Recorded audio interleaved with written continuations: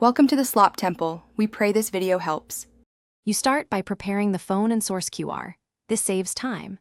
Unlock your Oppo A5 and make sure the camera app has permission to access the camera.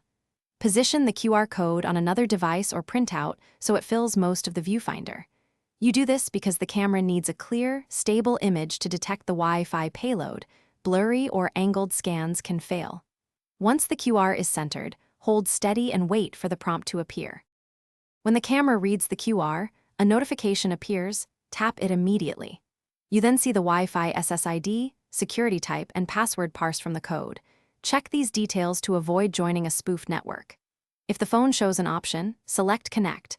Otherwise, tap the parsed password field and copy it, then open Settings Wi-Fi to paste and join manually. You verify because automatic joins can fail if encoding or spacing changed in the QR. Once you hit Connect, go to Settings Wi-Fi and confirm the Oppo A5 shows connected under the correct SSID. This ensures an IP address was assigned.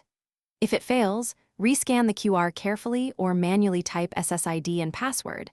Sometimes invisible characters from QR encoding break automatic joins.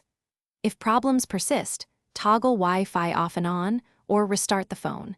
This clears temporary network issues. Use manual entry as a last resort and recheck the password for typos.